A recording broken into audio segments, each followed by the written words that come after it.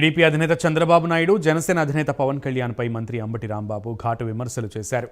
రా కదలిరా అన్నా కూడా ఎవరూ కదలిరారని ఆయన ఎద్దేవా చేశారు. పంటల సాగుకు నీటిని విడుదల చేస్తున్నామన్న అంబటి రాంబాబు 3 విడతలుగా 15 టీఎంసీల నీటిని విడుదల చేశామని చెప్పారు. చంద్రబాబు బ్రోకర్ రాజకీయాలు చేసి ఎదిగారని అంబటి మండిపడ్డారు. చంద్రబాబు పవన్ కళ్యాణ్లు కలిసినా పెద్దగా ప్రయోజనం లేదని ధ్వజమెత్తారు. ఏంటంటే ఆంబోతులకు ఆవుల్ని సప్లై చేసి రాజకీయాల్లో ఎదిగినటువంటి వ్యక్తి నారా చంద్రబాబు నాయుడు గారు.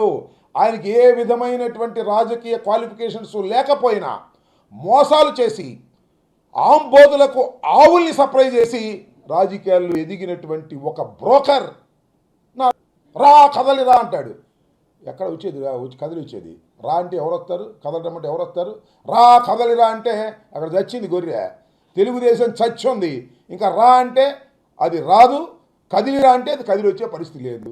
నువ్వే కాదు, నీ పక్క తెచ్చుకున్న దత్తపుత్రుడు, ఆయన పేరేంటి, పవన్ కళ్యాణ్ గారు, ఆయన రా అన్నా కూడా కదిలి వచ్చే పరిస్థితి లేదు. అంతగా సర్వనాశనం చేశావు. ఎన్టీ రామారావు గారు పెట్టినటువంటి రాజకీయ పార్టీని సర్వనాశనం చేసి చంపేసి రా కదలిరా రా కదలిరా అంటే వచ్చే పరిస్థితి ఏమీ లేదయ్యా. నువ్వు మీ అబ్బాయి సర్వనాశనం చేశారు ఆ పార్టీని. ఇంకా ఆ పార్టీ బతికేది లేదు, చచ్చేది లేదు. పవన్ కళ్యాణ్ వచ్చినా లేకపోతే ఇంకొకళ్ళు వచ్చినా అది బతికేది కాదు, చచ్చేది కాదు. నేను మనవి చేస్తున్నా, మీకు అసలు రాజకీయంగా మీరు ఏదో మ్యానిపులేషన్తో బతికినటువంటి వ్యక్తులు, మ్యానిపులేషన్తో పైకి వచ్చినటువంటి వ్యక్తులు, మీకు అసలు రాజకీయంగా మీకు ప్రజాదరణ లేనటువంటి వ్యక్తులు.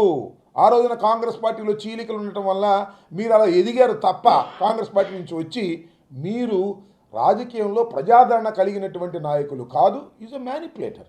ఎవరికేం కావాలో సప్లై చేసి ఒక బ్రోకర్ పని చేసి రాజకీయాలు ఎదిగినటువంటి వ్యక్తి. అనగానే ఆయన గుర్తు రావాల్సిన